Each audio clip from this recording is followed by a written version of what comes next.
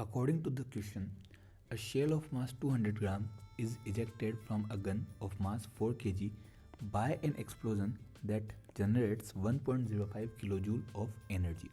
The initial velocity of the shell is. Question में बोला गया है 4 किलोग्राम मास की किसी गन में एक्सप्लोजन की वजह से 200 ग्राम का एक शेल इमिट हुआ है और 1.05 किलोजूल एनर्जी का प्रोडक्शन हुआ है।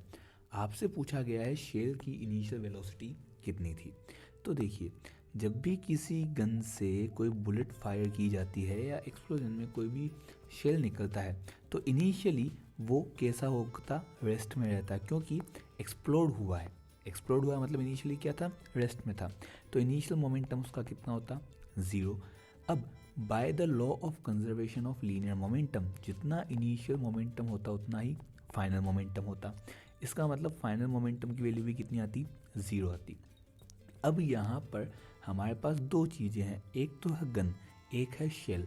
तो अब गन और शेल दोनों का जो कंबाइंड मोमेंटम है, नेट मोमेंटम है, वो 0 आता।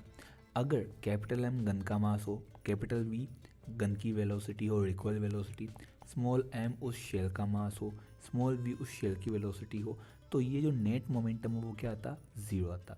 तो यहाँ से हम बोल सकते हैं कि capital M V equal to small M V in terms of magnitude. Okay, वैसे डायरेक्शन देखे जाए तो अपोजिट जाएगा, क्योंकि नेट मोमेंटम 0 होना है। इसका मतलब बुलेट या शेल जिसे हम बोल रहे हैं एंड गन का जो मोमेंटम है that will be equal but in opposite direction, but magnitude उनका क्या होगा, इक्वल होगा। तो हम यहाँ पर सीधा सीधा कह सकते हैं कि हमारे पास में capital M capital V equal है स्मॉल एम वी के, जहाँ कैपिटल एम है गन का मास, कैपिटल वी है गन की वेलोसिटी, ठीक है, ये सब गन के लिए है। स्मॉल एम स्मॉल वी दोनों उस शेल के लिए है, ठीक है। आप चाहो तो यहाँ पर G एंड S से शो कर सकते हो, शेल के लिए S एंड गन के लिए G। यहाँ से वेलोसिटी ऑफ गन आ जाएगा आपके पास ms अपॉन mg इंटू में vs, ठीक है। अब ये करने का रीज़न क्या है, हमें टोटल एनर्जी देखकर इनिशियल वेलोसिटी ऑफ शेल पूछा गया है। तो गन की वेलोसिटी हमारे किसी काम की नहीं है, तो अब ये गन की वेलोसिटी में बार बार परेशान ना करे, इसलिए हमने इसको शेल की वेलोसिटी में कन्वर्ट कर लिया है, उसकी टर्म्स में कन्वर्ट कर लिया है, ठीक है। चलिए, अब आपको क्या दे रखा है, एनर्जी का प्रोडक्शन कितना हुआ, 1.05 किलो जूल, ठीक है। तो अब देखिए बेटा, हमारे पास में जो काइनेटिक एनर्जी होती, उस काइनेटिक एनर्जी की हमारे पास वैल्यू क्या होती, half mg vg square by gun की kinetic energy plus half M shell V shell का स्क्वायर, जो शेल है उसकी काइनेटिक एनर्जी। अब एज वी कैन सी, हमने जो गन की वेलोसिटी है उसको कन्वर्ट कर लिया है, तो वो वैल्यू हम यहाँ रख देंगे।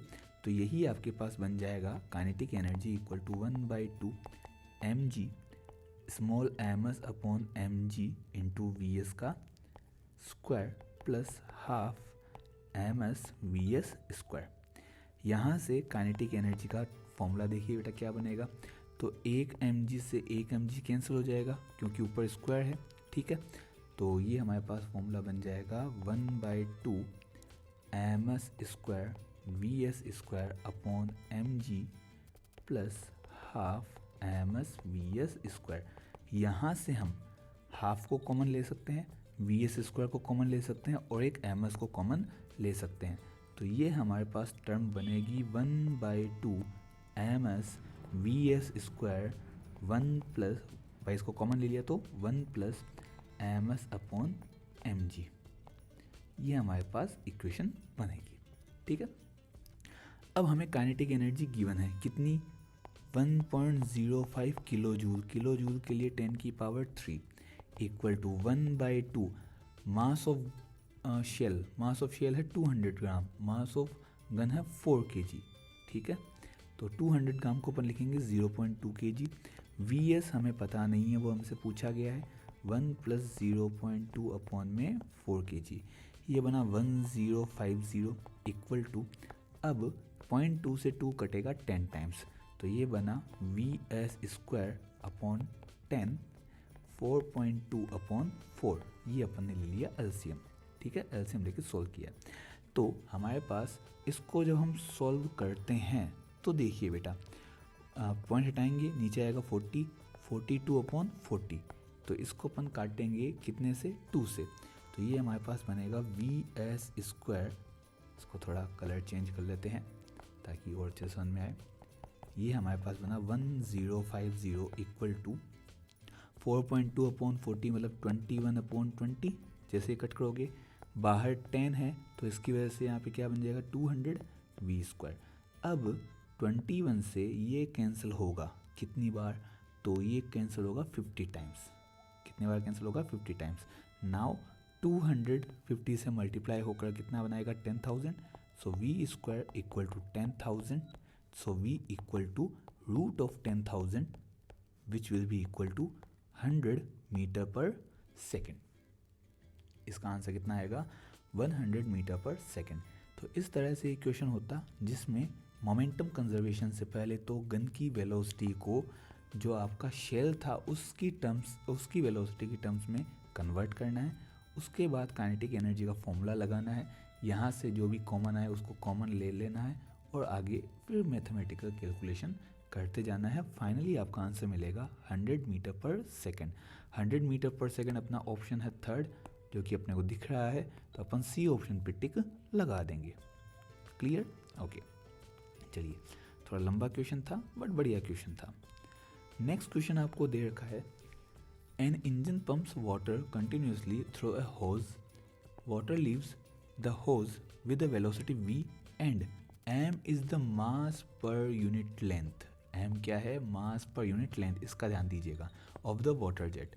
What is the rate at which kinetic energy is imparted to water. आपसे काइनेटिक एनर्जी नहीं पूछी है, आपसे पूछा गया है rate at which kinetic energy is imparted to water, मतलब रेट ऑफ काइनेटिक एनर्जी पूछा है। रेट का मतलब होता है अपॉन में टाइम या with respect to time. Kinetic energy with respect to time हमारे पास क्या हो जाएगा, पावर। मतलब क्वेश्चन में आपसे काइनेटिक एनर्जी ना पूछकर पावर पूछी गई है।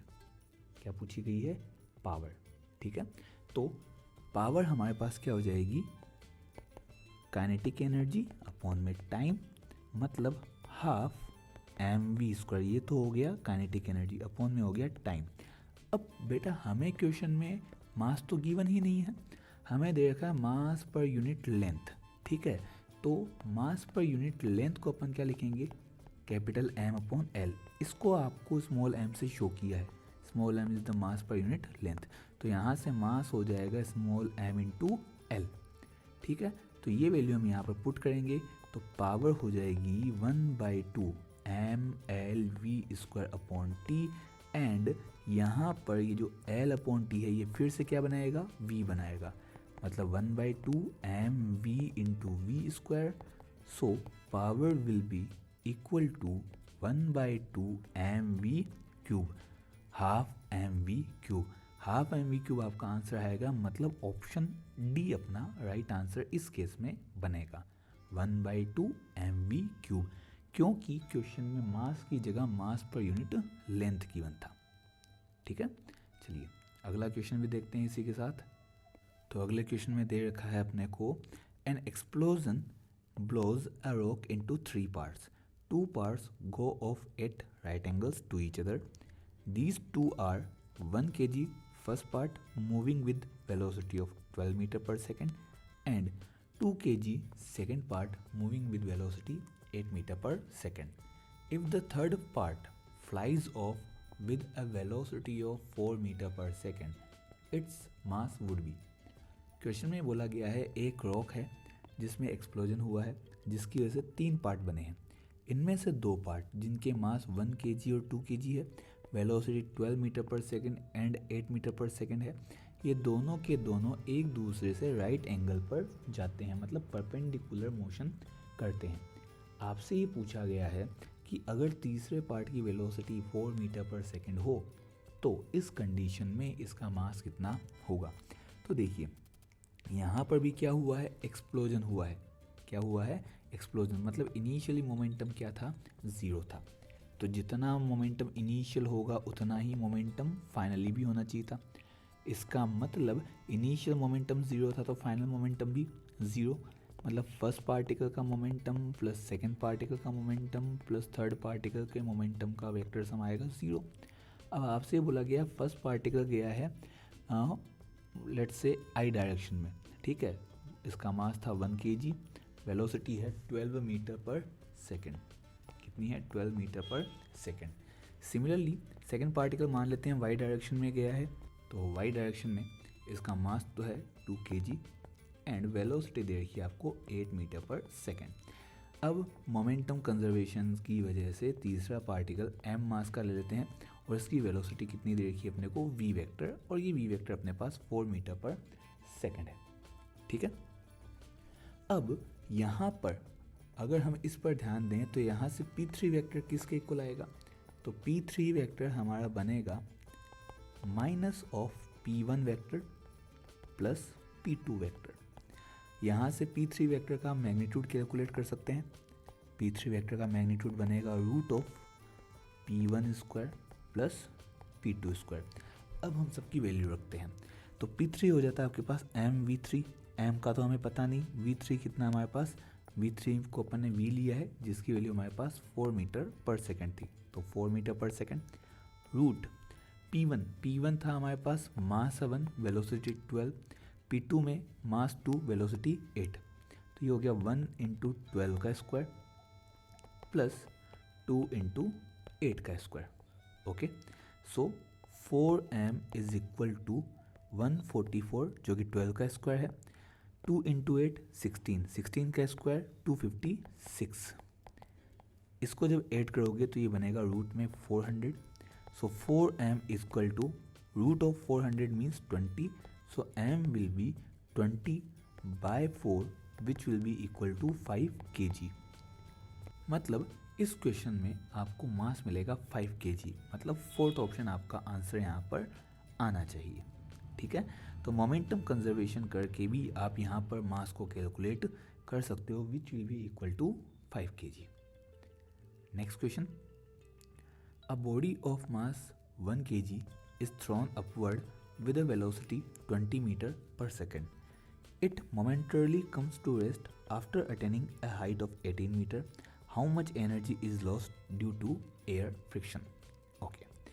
तो देखिए बेटा, क्वेश्चन में आपसे बोला गया है कि 1 kg के किसी मास को आपने 20 मीटर पर सेकेंड की इनिशियल स्पीड से ऊपर की ओर थ्रो किया है, अपवर्ड थ्रो आपने किया है, और ये बोला है कि ये 18 मीटर की हाइट पर जाकर रुक जाता है, तो एयर फ्रिक्शन की वजह से एनर्जी का लॉस कितना होगा। तो वर्क डन निकाल लीजिए, वो जो वर्क डन आएगा वही क्या होगा, एनर्जी का लॉस में कन्वर्ट हो जाएगा, ठीक है।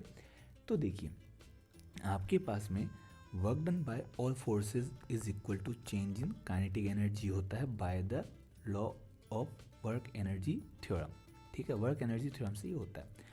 अब हमारे पास एक तो ग्रेविटी का वर्क डन है और दूसरा हमारे पास वर्क डन होगा किसका, एयर फ्रिक्शन का, that is equal to half m v square minus u square, ठीक है।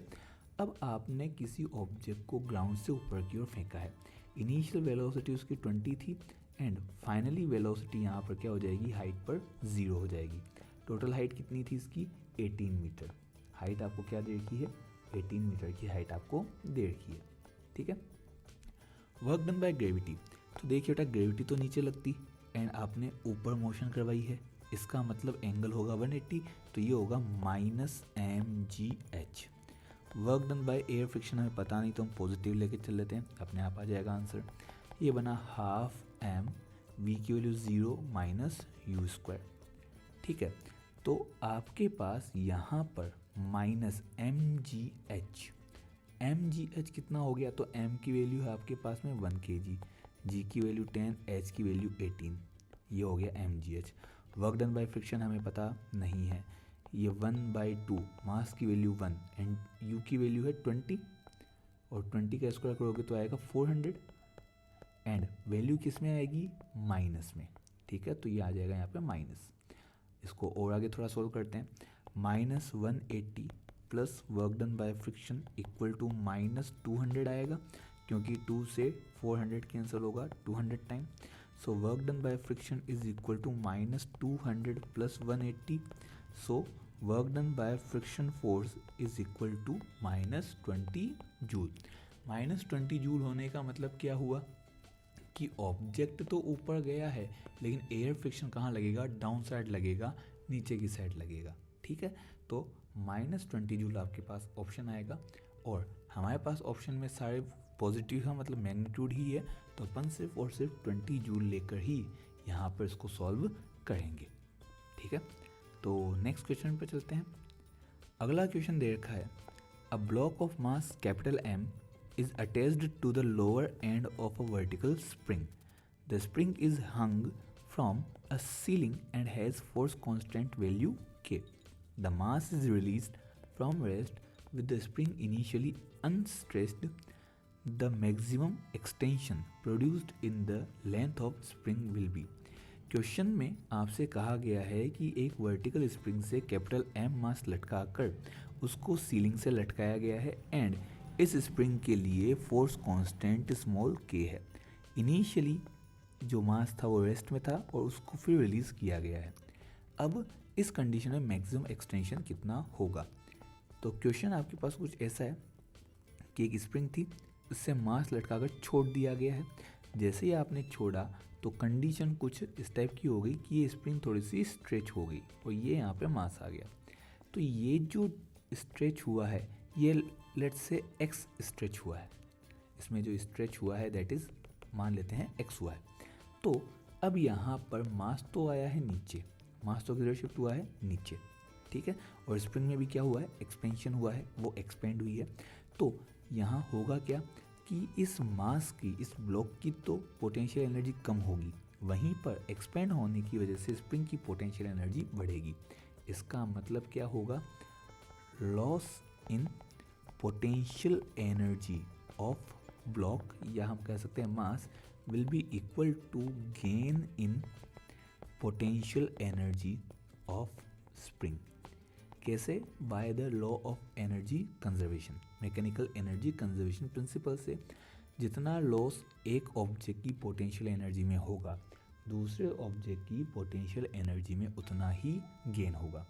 तो ब्लॉक की पोटेंशियल एनर्जी में कितना चेंज होगा, mgx, क्योंकि कितना नीचे आया है, x नीचे आया है तो mgx.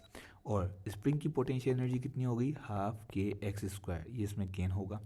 अब यहाँ पर एक x से एक x कैंसिल, तो x की वैल्यू आ जाएगी 2mg अपॉन में k.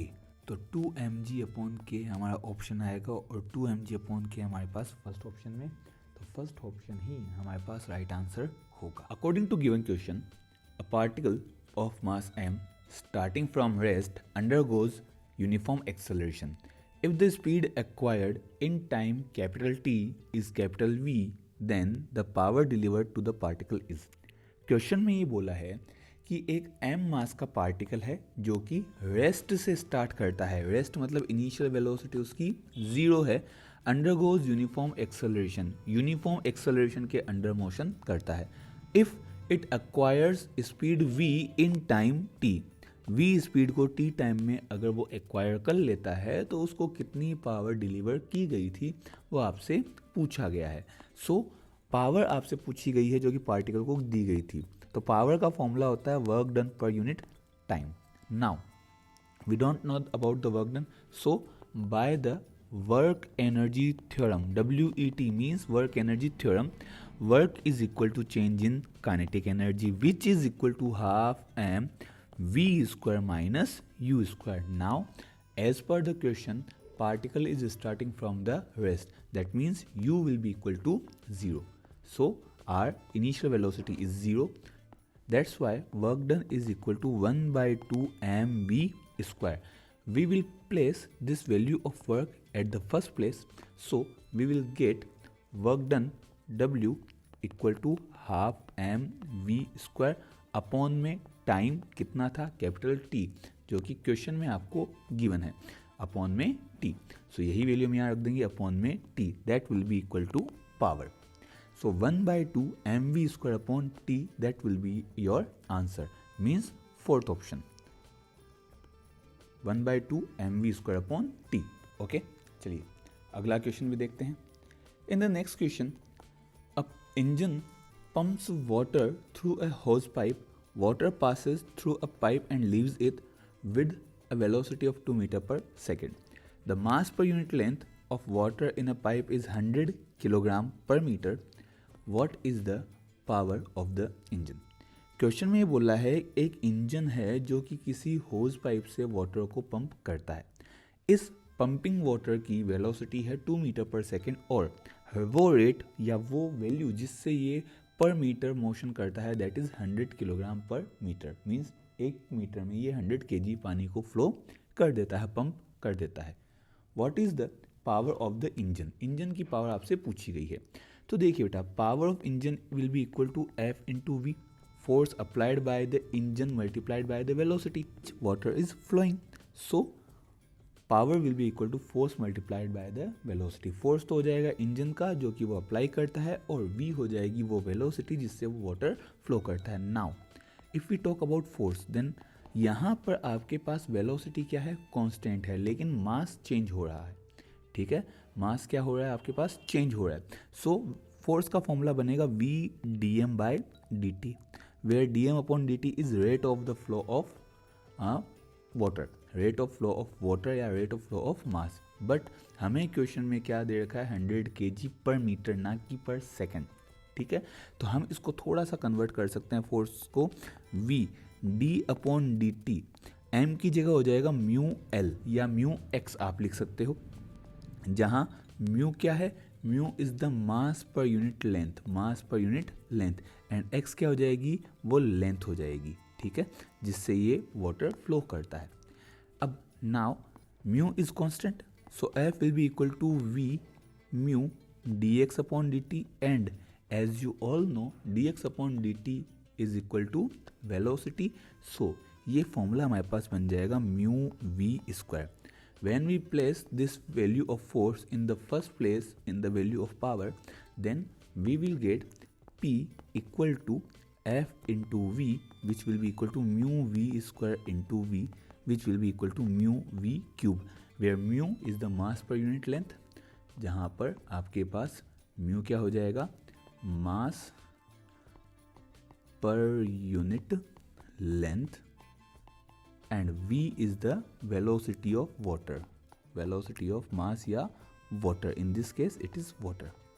Okay, velocity of water. Clear? So now p is equal to mass per unit length आपको दे रखा था 100 kg per meter and velocity of water है 2 meter per second. So 100 into 2 का cube, which will be 8 into 100. So power will be equal to 800 what. Power कितनी आएगी, 800 what. तो आपका ऑप्शन कौन सा सही होगा, डी ऑप्शन, फोर्थ ऑप्शन आपके पास राइट आंसर होगा।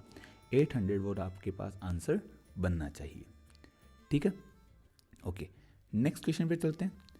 अ ball moving with velocity 2 metre पर second collides head on with another stationary ball of double the mass.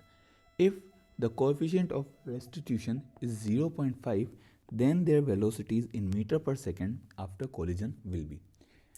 Question में बोला है एक बॉल है जो कि 2 मीटर पर सेकेंड की स्पीड से वेलोसिटी से चलते हुए एक डबल मास की बॉल से कोलाइड करती है। कोएफिशिएंट ऑफ रेस्टिट्यूशन 0.5 गिवन है। अब इस कोलिजन के बाद में इनकी वेलोसिटीज़ आपसे पूछी गई है, वेलोसिटीज़ आफ्टर कोलिजन। तो इसका डायग्राम कुछ इस टाइप से होगा कि m मास की बॉल है, v वेलोसिटी से चलती हुई मान लेते हैं।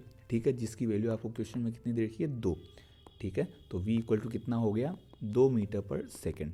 इससे चलती हुई एक 2m मास की बॉल जिसकी वेलोसिटी कितनी थी, 0 थी, इससे कोलाइड करती है, जिससे m मास की बॉल की वेलोसिटी v1 हो जाती है कोलिजन के बाद में, एंड 2m मास की वेलोसिटी अपन मान लेते हैं v2 हो जाती है। अब ये v1 और v2 क्या है, ये हमें निकालना है। तो इसमें हम दो ही चीज़ें अप्लाई करेंगे। First, by conservation of linear momentum, first law हो जाएगा by the conservation of linear momentum. Initial momentum system का जितना होगा उतना ही फाइनल मोमेंटम होगा। इनिशियल मोमेंटम फर्स्ट बॉल का mv, सेकंड बॉल का 2mv, थर्ड बॉल कोलिजन के बाद में mv1 and 2mv2।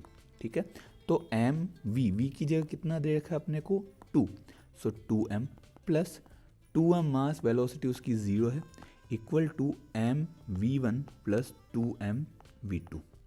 Okay, so ये इक्वेशन बनी 2m equal to m common v1 plus 2v2। यहाँ से हम दोनों साइड से m को कैंसिल आउट कर देंगे, so v1 plus 2v2 is equal to 2। This is your first equation. Okay, now ये तो हो गई हमारे पास law of conservation of linear momentum से। अब by Newton's law of collision, by Newton's law of collision क्या होता है, E equal to velocity of separation v2 minus v1 upon velocity of approach u1 minus u2। Okay, so v2 की value हमें पता नहीं है, v1 की value पता नहीं है, इनिशियल वेलोसिटी u1 कितना था 2 था, u2 0 था क्योंकि सेकेंड पार्टिकल रेस्ट में है। यहाँ से v2 माइनस v1 बनेगा 2e, e की value coefficient of restitution 0.5 given था, सो v2 minus v1 is equal to 1. This is equation number 2.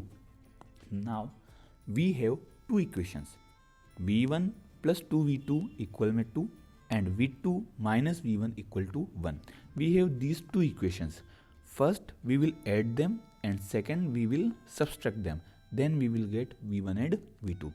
So पहले हम फर्स्ट एंड सेकेंड इक्वेशन को ऐड करते हैं। जैसे ही ऐड करोगे v1 प्लस का v1 माइनस का कैंसिल आउट हो जाएगा, v2 प्लस 2v2 होगा 3v2 एंड 2 प्लस 1 होगा 3, सो 3v2 इक्वल में 3 which means v2 equal to 1 metre पर सेकेंड। नाउ ये v2 की वैल्यू किसी भी इक्वेशन में रख सकते हैं, चाहे वो 1 हो या 2 हो, तो हम 2 इक्वेशन मतलब सेकेंड इक्वेशन में वैल्यू रखते हैं। तो by placing value of v2 in equation second equation में जैसे ही वैल्यू रखोगे v2 की जगह 1, इधर भी 1 और ये हो गया v1, तो ये हो गया 1 माइनस v1 इक्वल टू 1, इस 1 से ये 1 cancel, so v1 will be equal to 0। v1 0 आया है एंड v2 की वैल्यू 1 है, तो answer will be 0 and 1। 0 and 1 मतलब ऑप्शन हो जाएगा हमारे पास फर्स्ट ऑप्शन कि v1 0 एंड v2 1 आएगा। तो चलिए अगले क्वेश्चन पे चलते हैं। अगला क्वेश्चन अपने को क्या दे रखा है, according to this question a mass m moving horizontally along the x-axis with a velocity v collides and sticks to a mass of 3m moving vertically upward along the y-axis with velocity 2v. The final velocity of the combination is। Question में बोला है एक m मास है जो कि v velocity से x axis के along और एक 3m मास है जो 2v वेलोसिटी से y एक्सिस के अलोंग मोशन करता है। जब दोनों ही मोशन करते हुए कोलाइड होते हैं तो वो स्टिक हो जाते हैं, चिपक जाते हैं। आपसे इस कॉम्बिनेशन की फाइनल वेलोसिटी पूछी गई है। तो क्वेश्चन कुछ इस टाइप से है, m मास ये चल रहा है x डायरेक्शन में v वेलोसिटी से, दूसरा है 3m मास जो कि चल रहा है y डायरेक्शन में 2v वेलोसिटी से। जब ये दोनों स्टिक हो जाते हैं तो स्टिक होने पर मास हो जाएगा m प्लस 3m मतलब टोटल 4m। ये मान लेते हैं चल रहा है v डैश वेलोसिटी से। अब ये v डैश वेलोसिटी इस कॉम्बिनेशन की कितनी है ये आपसे पूछा गया है, final velocity of the combination मतलब v डैश वेलोसिटी आपसे पूछी है। तो देखिए कोलिजन है, कोलिजन होगी तो मोमेंटम कंजर्व होगा, सो हम लगा सकते हैं by conservation of linear momentum. इस प्रिंसिपल को हम यहाँ पर काम में ले सकते हैं। तो क्या बन जाएगा बेटा, initial momentum will be equal to final momentum. Okay, initial momentum will be equal to final momentum. Initial momentum first particle का M V I cap, second particle का 3m into 2v J cap, सो M V I cap plus 3m into 2v J cap equal to, अब दोनों particle stick हो गए तो m plus 3m velocity v dash vector, ये बना हमारे पास में M V I cap plus 6m V J cap equal to 4m V dash vector.